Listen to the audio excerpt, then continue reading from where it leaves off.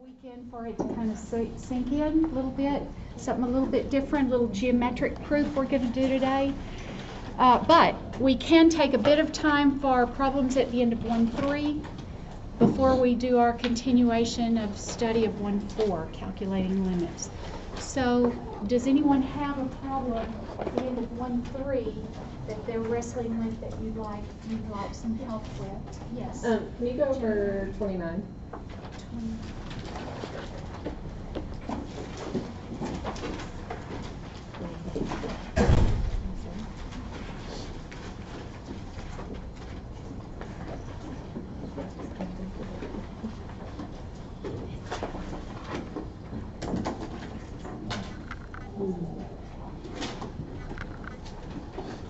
Okay, the limit as x approaches 3 of 1 plus 1/3 x is 2. Prove that. Okay, all right, Jennifer, you're on the spot. What's the first thing we have to do?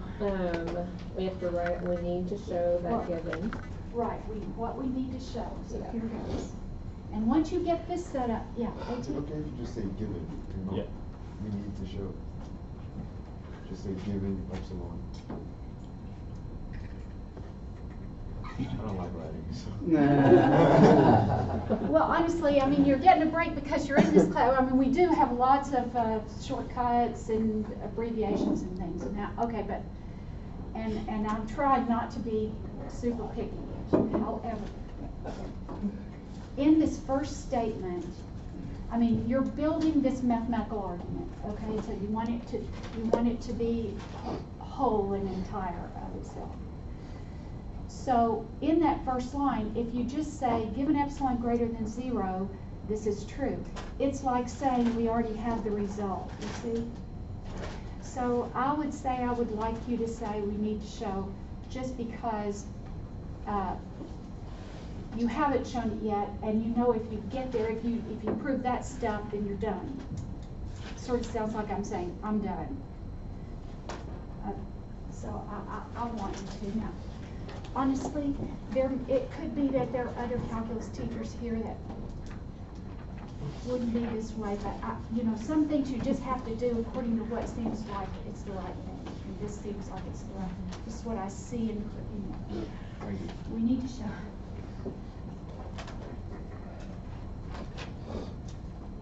That given a positive epsilon, there exists a positive delta such that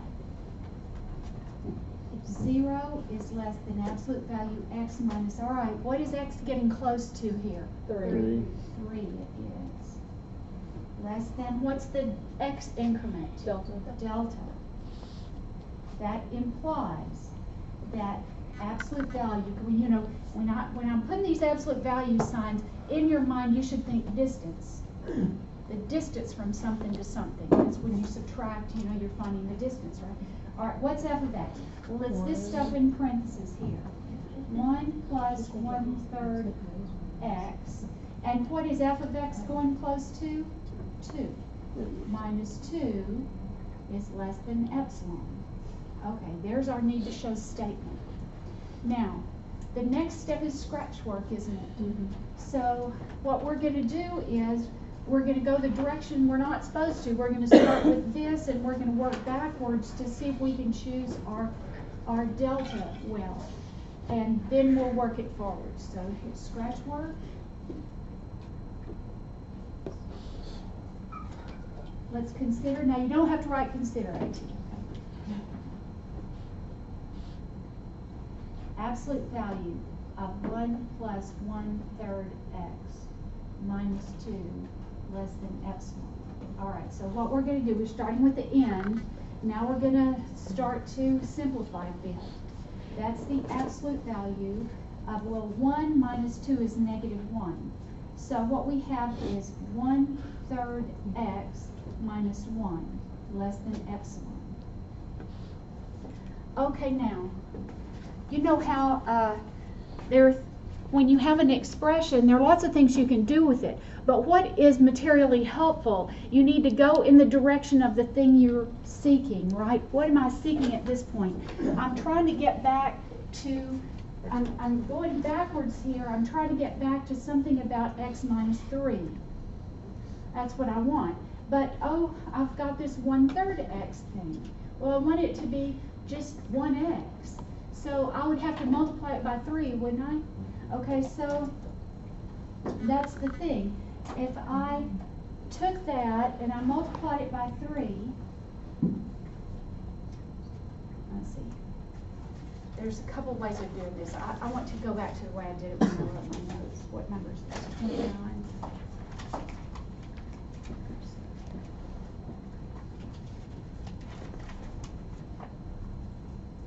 We're going to factor out a 3. And you know, see, if I said 3 times this,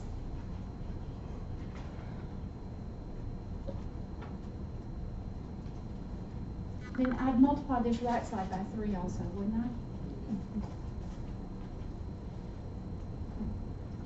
But absolute value of 3 is just 3, so 3 times 1/3 x, there's my x, minus 3 times negative 1 is 3. Okay, see how it popped out, x minus 3, that's what I want. So, I mean, that's what I do. I just take the inequality, multiply both sides of it by 3. How do you know to do that?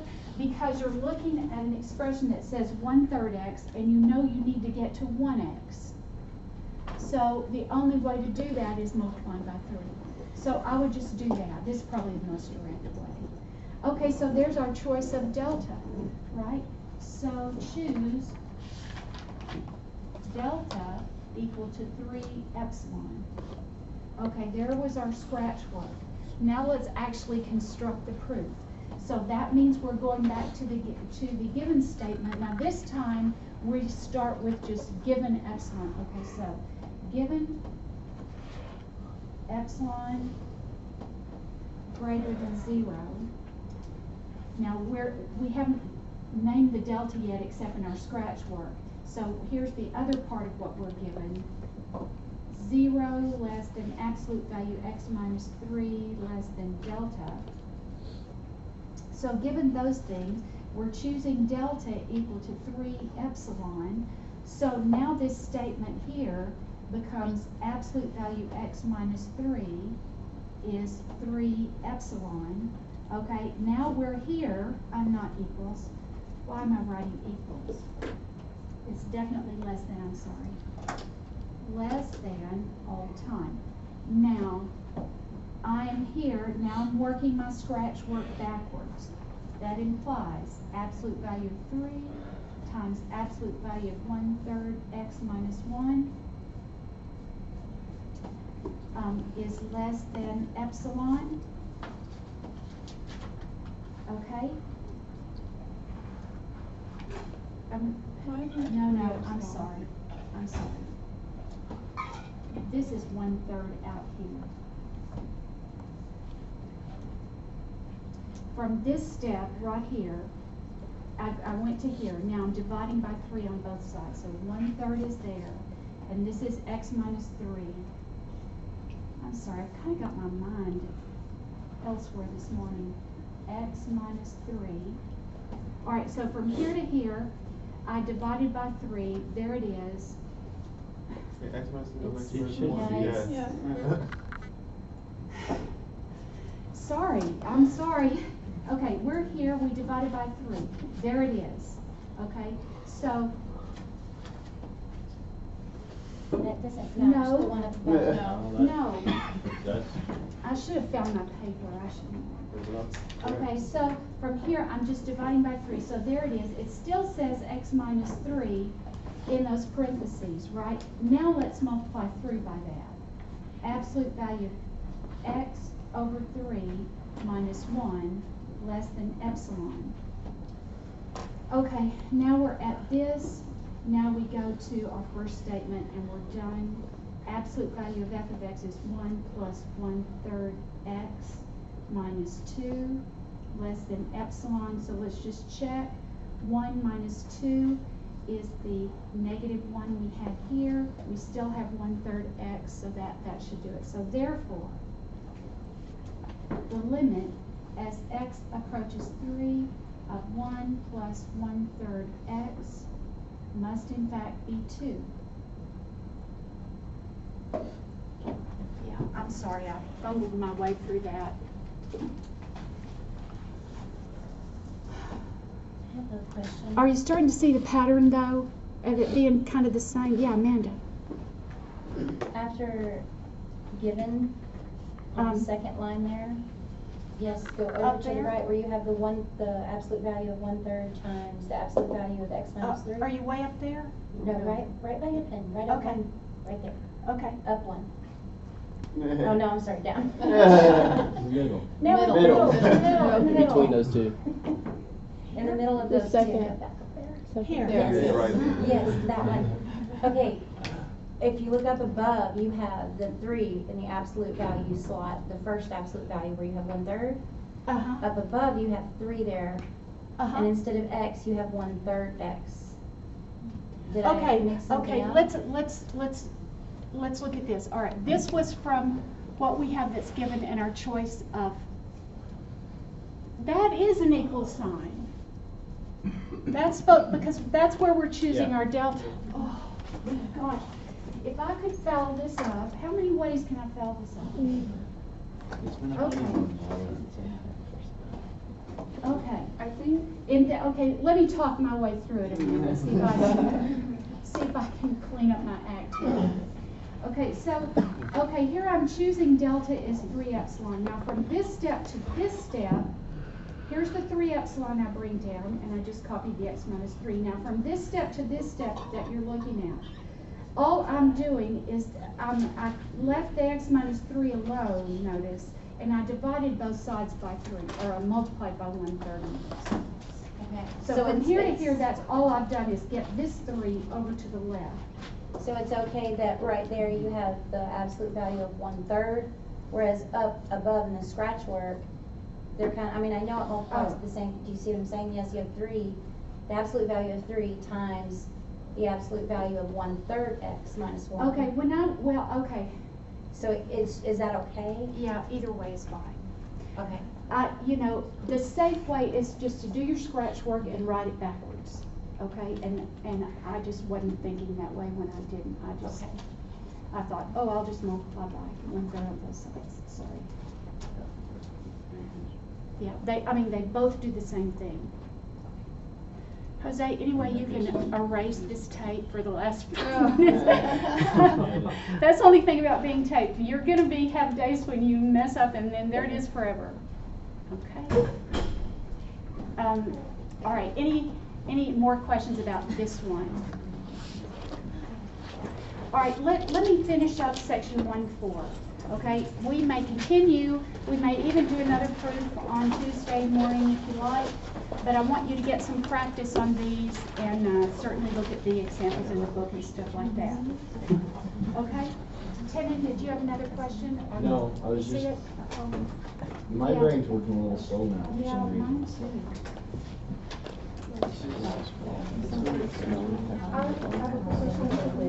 Yes, Vicki? So, 1.3 and 1.4 we'll start 1.5 Tuesday, but we won't finish it, so I'm not going to put it on the quiz. We're not allowed to do that. Right. So see, that helps you a little bit when you're looking at possible problems I might ask on the quiz.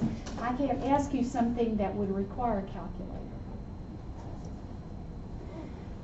Okay, so I wanted to talk about, we had done a few examples of taking limits, how to take limits, and I have a few more that I wanted to, occurred to me we better do. So I've written down the ones I need to make sure and not forget.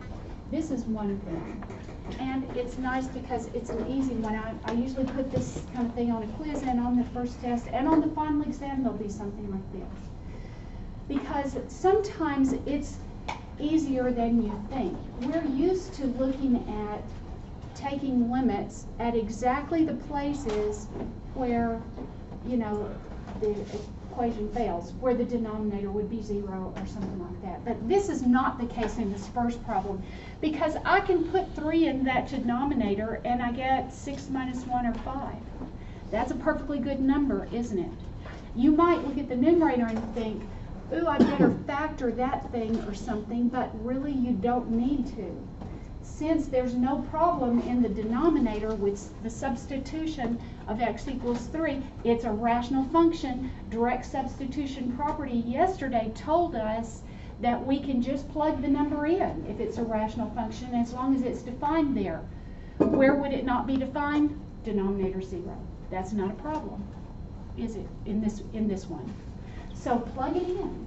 I mean, right, you're just going to haul off, you're just going to say, that's 3 times 3 squared minus 4 times 3 minus 1 over 2 times 3 minus 1. So let's see, 9 times 3, 27. 27 minus 12, what would that be? 15? 15 minus 1, 14. 6 minus 1, 5. Done. There are some problems that are that easy. Plug them in. The exercise is just knowing, you know, if you can plug the x in and get something that makes sense, do it, and you're finished. Move on. Okay? All right, any questions about that? And I'm happy with this kind of an answer. You don't need to do you can do decimal if you want. You don't have to. Yeah. So Jennifer? what will the directions say, or what kind, like, how do you know to plug this in, whether, I mean, rather than? That's a good question, and the answer is, it's just going to say, find the limit. Okay. And it could be a problem like this, and so here's your go-to thing is direct substitution. That's your go-to thing. Try it first. If it fails, if you can't just plug in that x value, that x is approaching, then you better try some algebra or something else. Yeah. How do you know if it doesn't work? You would get a 0 denominator or something like that. Probably that may be the only thing we've come across so far, I think. Yes. So the only time we have to use the algebra steps would be if we specify a test that we need to use that step instead of just direct substitution. Actually, I'm not going to tell you so. I'm just going to say, find the limit. Okay. If that's, yeah, sorry. I mean, it would be, that's one thing about this, you know, increasingly you get fewer instructions, but your go-to move is plugging in the x.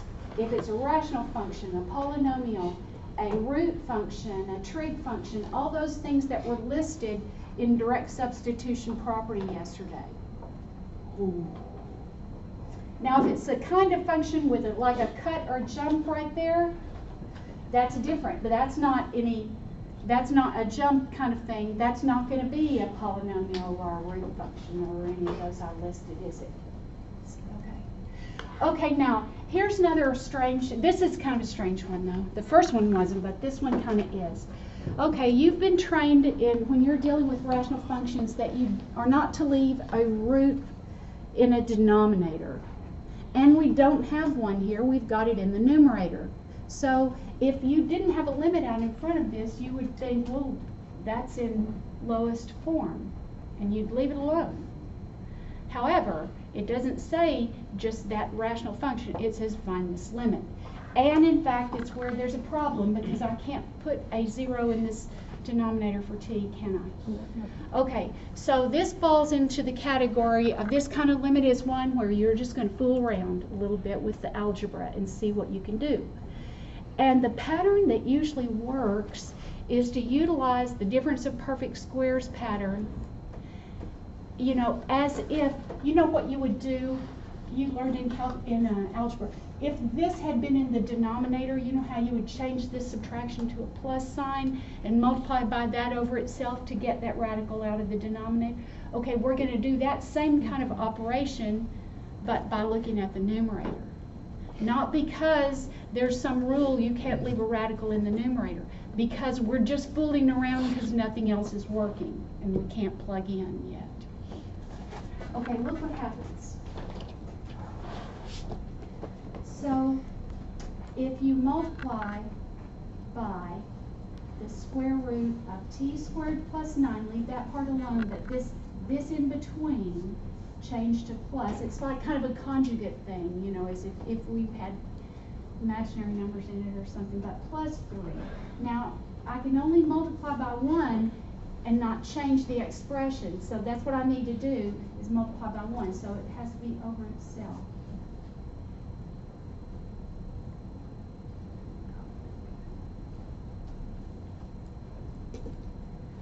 Okay, so, and I wish I knew, if anybody wants to keep count of something through the semester, that would be interesting.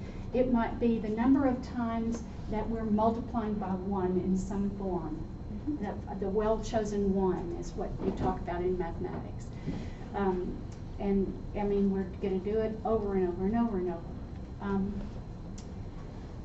So in the numerator, that's where things come out nicely, because this radical times itself, you square that square root and you just end up with the t squared plus 9.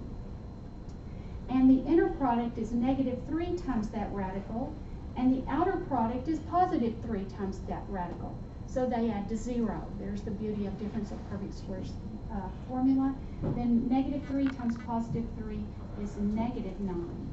In the denominator, we don't get much help though. It's still t squared times the square root of t squared plus 9 plus 3. But in the numerator, you see what happens? We have a zero sum with those 9s. So it becomes just t squared in the numerator, and that t squared and the t squared in the denominator are going to allow us finally to be able to use direct substitution in the next step. So t squared goes into itself once and into itself once, because it's like multiplying this radical in the denominator by 1. So it's now the limit as t goes to 0 of 1 over the square root of t squared plus 9 plus 3. So I know it doesn't really still look that pretty yet, but now plug in. We can let this t be 0, and then we'd have 0 plus 9, that's 9 squared and 9, 3. So I've got a 6 in the denominator. So this is the step where we can finally use direct substitution. If you want to, you can write DSP just to remind yourself, finally I get to do that. We could not do it at any step before this because I had a t squared times the whole denominator, which would wipe it out, go to 0, undefined. Okay, so, yes, Paul. The limit of t as goes to 0, like for every step, can you write it at the end of the answer? What do you want for the? Thank you for asking very much, Paula. I want it on every step, between every set of equal sign. I do. Yes. And here's the thing, because you see, like for example, this expression doesn't really equal, I mean, this does not equal 1/6, does it? It only is 1/6 when t is approaching 0, so it's sort of an integral part of each expression. I know it's a pain, but yes, I want the limit every time, Jennifer. And I will take off points for it too. I do that. I know it's mean, but I will, yeah. So I see where you got, you took the square root of 9, that's your 3, and then 3 plus 3 is 6. If you check the square root of t, wouldn't there just be 1 t left? Okay. Put the 0 in the t, 0 squared. Oh. That makes sense? Mm-hmm. Okay, now, because you've said that though, it brings up something that I think a point that I should make.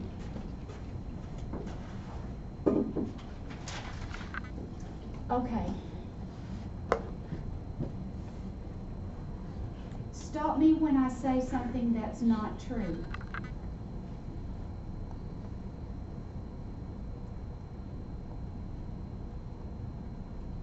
Have I said anything that's not true yet? No. No? So far so good. I'm telling the truth. Okay.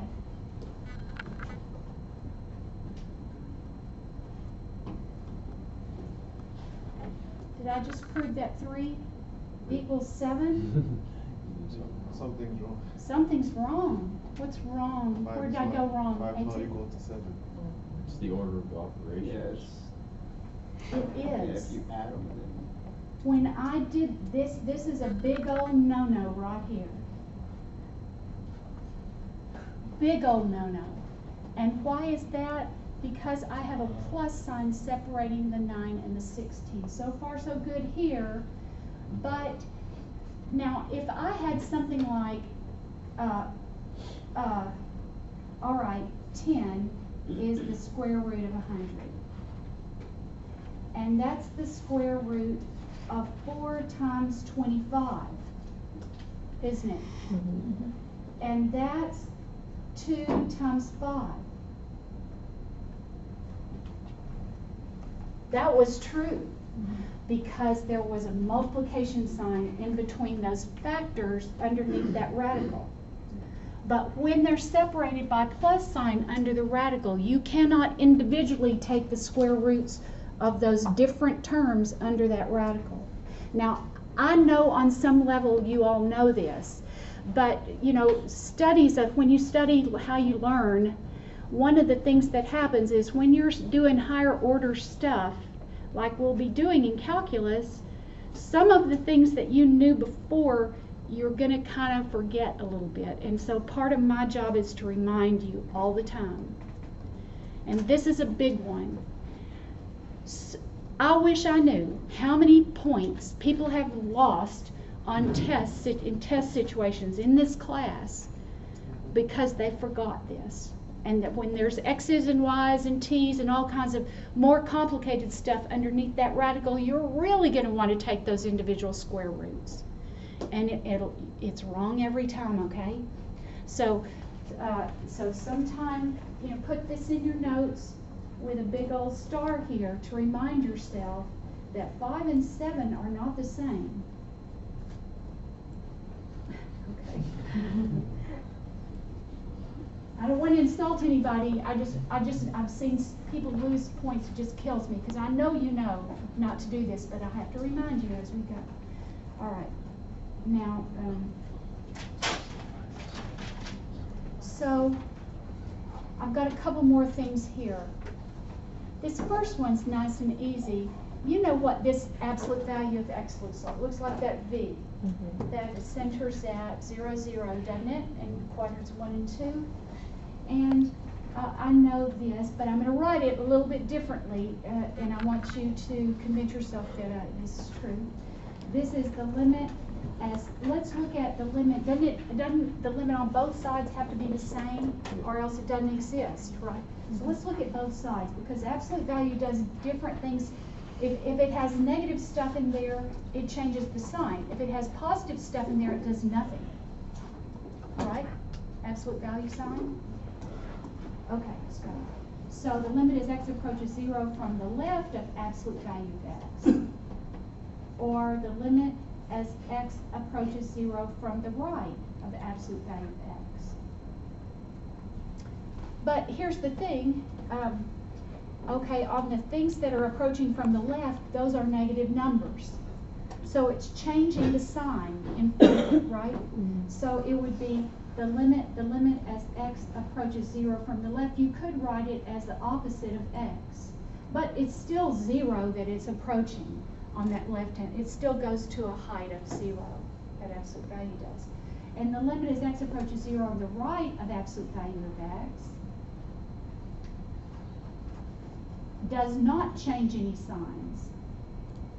Now, I want you to know, I'm not saying that I take the absolute value of a number and I get something negative. I know it kind of looks like that, doesn't it? But that's not what I'm saying. Because these numbers up here that are approaching 0 from the left are negative. So I'm putting another negative in front of negative things to make them positive, which is what the absolute value signs do, but still it's going to 0. So because these are the same, that limit exists and it's equal to 0. Okay, that may seem like a simple point, and I hope it is. Okay, now let's check this one out. The limit as x approaches 0 of absolute value of x over x. Okay, now you're looking at this and you see x over x should be 1. I mean a number over itself is what it's looking like, right? Okay, well, so this is let's look at the limit as x approaches 0 from the left of absolute value of x over x, and the limit as x approaches 0 from the right of absolute value x over x. Well, this top one has positive things in the numerator and negative things in the denominator. Actually, I think we can go on and answer this. Do you see what I'm talking about? It has positive things in the numerator, negative things in the denominator. So this is going to be -1. And the bottom one, x is approaching 0 from the right, well, all the numbers to the right of 0 are already positive. So it's got positive things in the numerator and positive things in the denominator. So that's going to be +1. So these are not the same. And furthermore, if I drew a picture of this, then you would see why visually, which is the cool thing. So many things in calculus I can show you visually, and I can show you with an equation. Okay, so you see, the thing is not defined at 0, is it? It's not defined at 0. So I've got like 1 here, and let's say this is -1 here. And from the right, it's over here, and from the left, it's down at a height of -1. So they don't approach the same height. So that's the only place this limit is not defined. In any other x I pick, no problem, it's going to be 1 or -1, but at x equals 0, it's undefined. Okay, this will I'm making a deal about this because this will crop up in some of the problems that we do. You'll see. Okay. Now, there is a thing that we will use a few times this year. Actually, let's just look at this one first. And it is called the squeeze theorem. And common sense wise, it makes tons of sense. And here's the situation. Suppose that we're interested in what's going on around x equals a. And you know, like in the business world or lots of other situations, there is a particular production level you're interested in. And you want to find out what your revenue or cost or profit functions or something are doing at a particular production level, because you know that's something achievable maybe or something. I know lots of different situations here, but let's say that's the situation. And let's say that you have a g and an f function,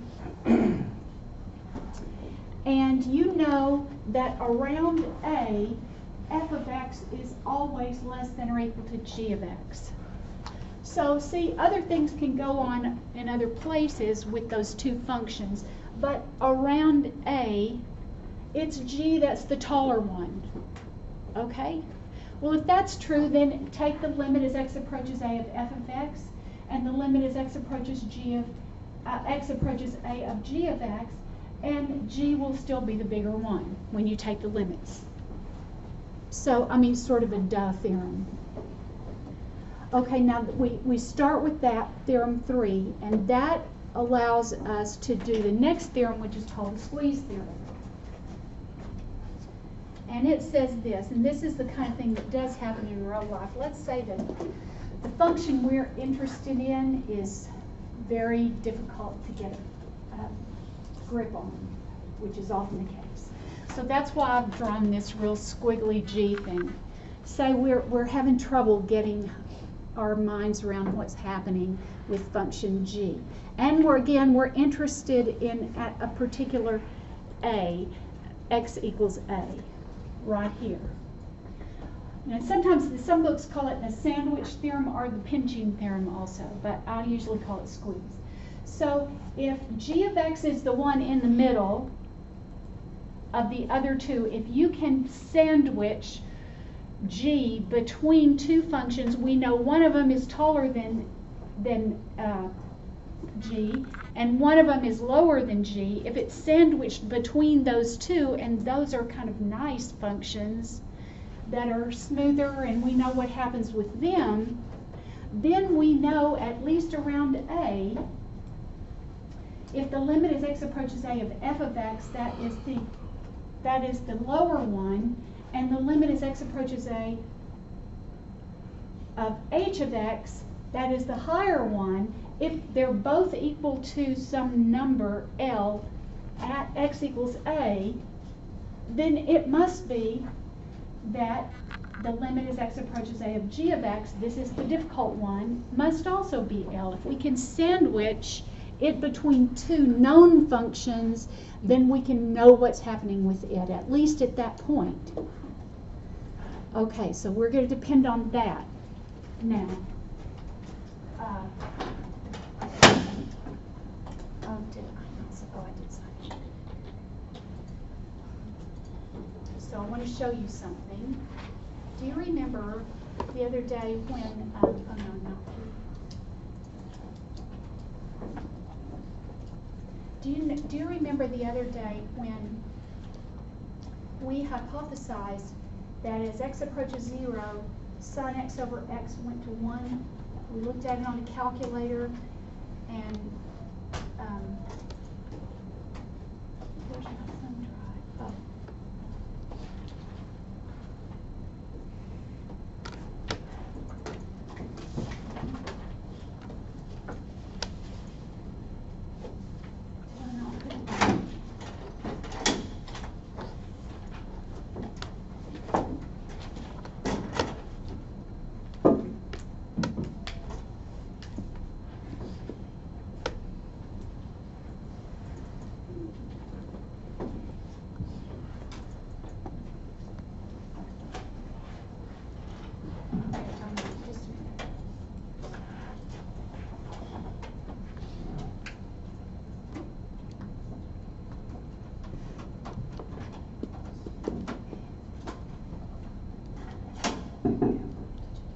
Okay, so I want you to see this kind of a geometric proof.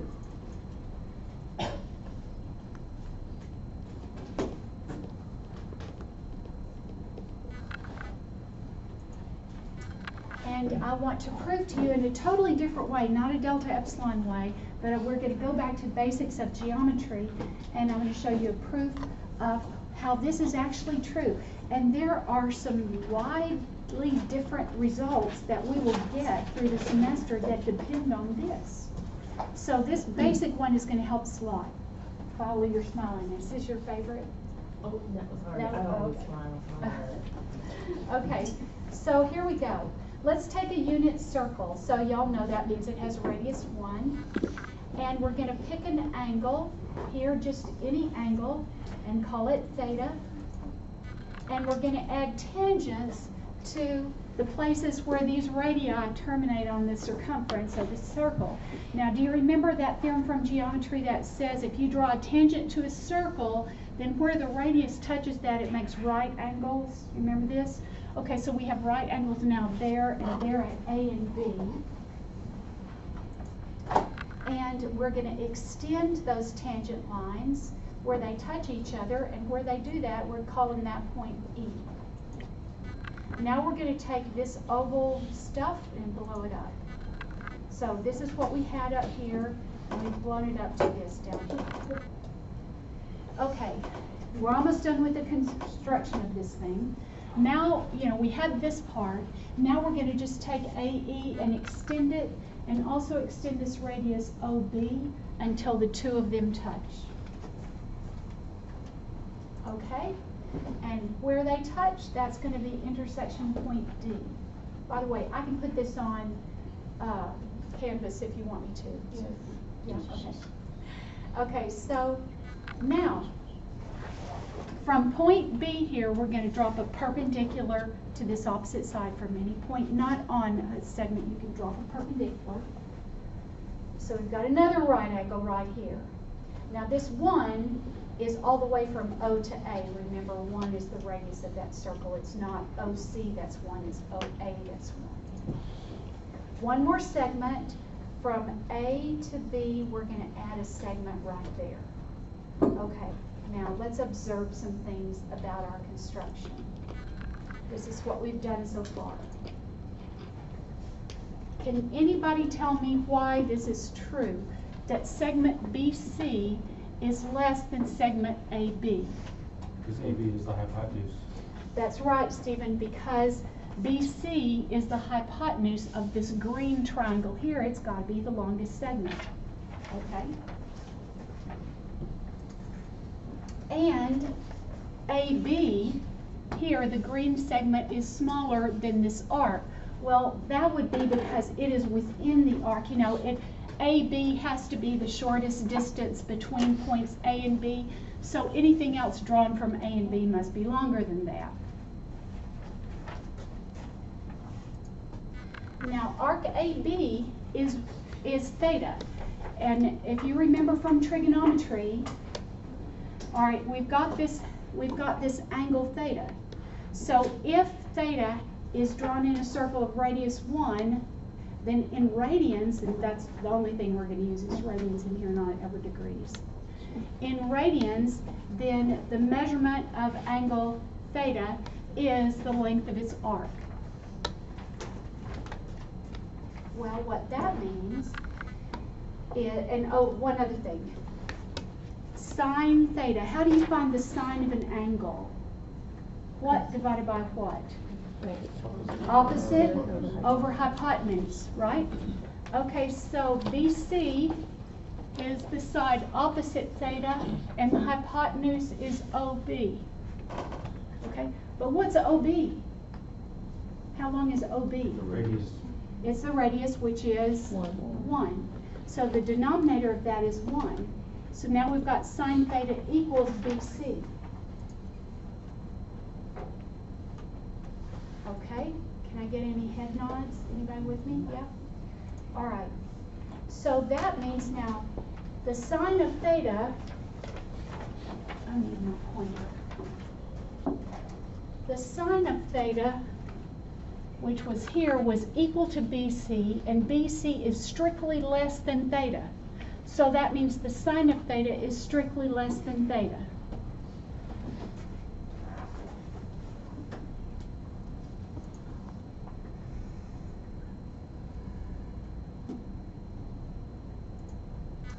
Okay, so we're here. Now, if you take this inequality here and divide by theta, which is a positive angle measurement in radians, divide this by theta, you get sine theta over theta. Theta divided by theta, that's 1.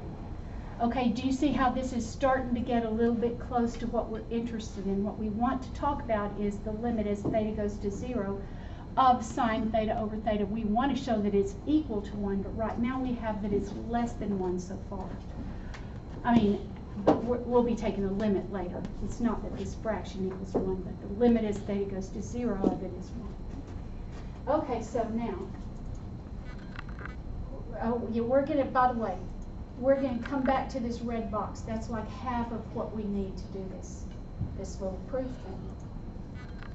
Okay, now remember, theta was the length of arc AB right here in blue because it's a unit circle. Okay, now AB is strictly less than AE plus EB, right? We used that before. Why? Because AB has to be the shortest distance between points A and B because it's a line segment. Okay, who can tell me, now notice that AE is the same here and here. Why is EB less than ED? Why is EB less than ED? Because ED is the hypotenuse. Because ED, I know this looks, that's a right angle here because this was a right angle there, so it has to be on the other side too because this is straight. Mm-hmm. It looks a little bit wonky there, I know, but actually that's a right angle. So ED is the hypotenuse, so if I substitute one of the legs for the hypotenuse, the hypotenuse one is longer. Yep. Good, Stephen. Okay, but isn't AE plus ED equal to AD, right? Mhm. Okay. Now, from trig, the tangent of theta, how is it that you remember what the tangent of theta is? It's the side opposite over the side adjacent. So here's theta. So AD, and now we're looking in this big triangle, not the smaller one. In the big triangle, the side opposite is AD, and the side adjacent is AO. But how long is AO? 1. So the tangent of theta is equal to AD. Okay, now, we can conclude from that now, you see we had that theta was equal to AD, and the tangent of, no. Theta is less than AD. We had a strictly less than in that string. So theta is less than AD, and the tangent is equal to AD, so theta must be less than the tangent of theta. And the tangent of theta is the sine of theta over the cosine of theta. So, now, when you forget about the tangent of theta, look at the ends of that. We have theta is less than the sine of theta over the cosine of theta.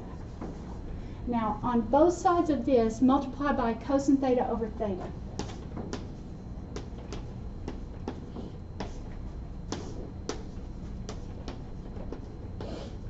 All these, this angle's acute, right? The cosine of theta is going to be positive. Theta is positive, so I'm multiplying by a positive quantity on both sides of the inequality, so I get to keep less than.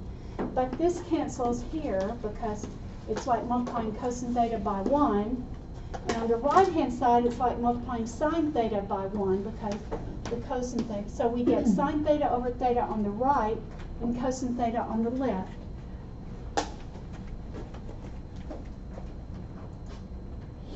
So now we have the cosine of theta, where I have that equation in yellow, is less than sine theta over theta. Now here are 2 red boxes. I'm sorry, I'm going to have to go fast. So we're just about done though.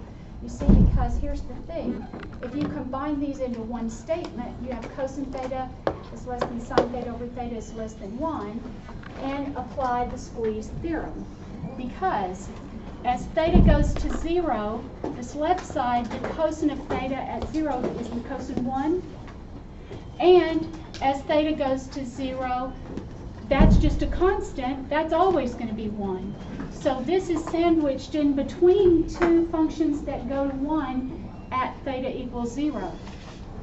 So by the squeeze theorem, we have our result. The limit as theta goes to 0 of sine theta over theta is 1.